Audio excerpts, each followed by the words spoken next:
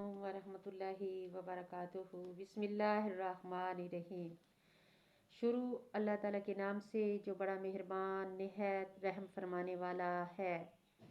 اللہ تعالیٰ آپ سب پہ رحم کرے اور نیک بنائے، 5 وقت نمازی بنائے۔ آپ میری ویڈیو پوری نہیں دیکھتے، کوشش کریں کہ اسے پورا دیکھا کریں۔ آج ہم الجاسیات مکیات سورت کا ترجمہ پڑھیں گے، آیت نمبر 22 سے۔ اور اللہ تعالیٰ نے آسمانوں اور زمین کو حق و عدل کے ساتھ پیدا کیا تاکہ ہر شخص کو اس کے بدلے میں ٹھیک ٹھیک جزا دی جائے جو اس نے کمایا، اور ان پر ظلم نہیں کیا جائے گا۔ کیا پھر آپ نے اسے دیکھا جس نے اپنی خواہش نفس کو اپنا معبود بنا لیا، استغفار، اور اللہ نے اسے گمراہ کر دیا، جبکہ اسے حق کا علم تھا، اور اس کے کانوں اور اس کے دل پر مہر لگا دی۔ اس کے کانوں اور اس کے دل پر مہر لگا دی اور اس کی آنکھوں پر پردہ ڈال دیا۔ پھر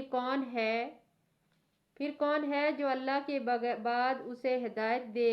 کیا پھر تم نصیحت نہیں پکڑتے؟ اور انہوں نے کہا، بس یہی ہماری دنیا کی زندگی ہے، ہم مرتے اور زندہ ہوتے ہیں اور ہمیں بس زمانہ ہی ہلاک کرتا ہے، اور انہیں اس کا کوئی علم نہیں جو تو بس گمان کرتے ہیں۔ اور جب ان پر ہماری آیات تلاوت کی جاتی ہے جو واضح ہوتی ہے تو ان کی دلیل بس یہی ہوتی ہے کہ وہ کہتے ہیں، اگر تم سچے ہو تو ہمارے باپ دادوں کو لاؤ۔ اے نبی، آپ کہہ دیجئے، اللہ ہی تمہیں زندہ کرتا ہے، پھر وہی تمہیں مارتا ہے، پھر وہی تمہیں روز قیامت جمع کرے گا، جس میں کوئی شک نہیں، اور لیکن اکثر لوگ نہیں جانتے۔ اور اللہ ہی کے لیے آسمانوں اور زمین کی بادشاہی ہے، اور جس دن قیامت برپا ہوگی اس دن باطل پرست خسارے میں رہیں گے۔ توبہ، استغفار۔ اللہ تعالیٰ سے معافی مانگ لو اور سیدھے راستے پہ آ جاؤ، اچھی بات ہے۔ اور آپ ہر امت گھٹنے کے بل گرتی دیکھیں گے، ہر امت اپنے نامہ اعمال کی طرف بلائی جائے گی۔ انہیں کہا جائے گا، آج تمہیں ان اعمال کا بدلہ دیا جائے گا جو عمل تم کرتے رہتے تھے۔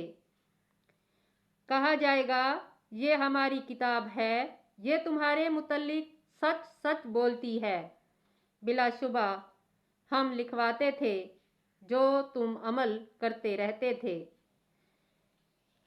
لیکن جو لوگ ایمان لائے اور انہوں نے نیک اعمال کیے تو اللہ انہیں اپنی رحمت جنت میں داخل کرے گا، یہی واضح کامیابی ہے۔ سبحان اللہ۔ کامیابی کی طرف آ جاؤ، اللہ تعالیٰ سب کچھ لکھوا رہا ہے۔ اور ہاں، جن لوگوں نے کفر کیا ان سے کہا جائے گا، کیا پھر تم پر میری آیات تلاوت نہیں کی جاتی تھی تو تم نے تکبر کیا، اور تم مجرم لوگ ہو۔ اور جب تم سے کہا جاتا کہ بلا شبہ اللہ کا وعدہ سچا ہے اور قیامت کے آنے میں کوئی شک نہیں، تو تم کہتے تھے، ہم نہیں جانتے قیامت کیا ہے، ہمیں قیامت کا یوں ہی خیال سا آتا ہے اور ہم اس پر یقین نہیں کر سکتے۔ اور ان کے سامنے ان کے اعمال کی برائیاں ظاہر ہو جائیں گی، جو کچھ کرتے ہو سب ظاہر ہو جائے گا اور انہیں وہ عذاب گھیر لے گا جس کا وہ مذاق اڑایا کرتے تھے۔ وہ عذاب گھیر لے گا جس کا وہ مذاق اڑایا کرتے تھے۔ توبہ استغفار۔ اور ان سے کہا جائے گا آج ہم تمہیں بھول جائیں گے جیسے تم اپنے اس دن کی ملاقات کو بھول گئے تھے۔ جیسے تم اپنے اس دن کی ملاقات کو بھول گئے تھے اور تمہارا ٹھکانہ آگ ہے اور تمہارا مددگار کوئی نہیں۔ توبہ استغفار۔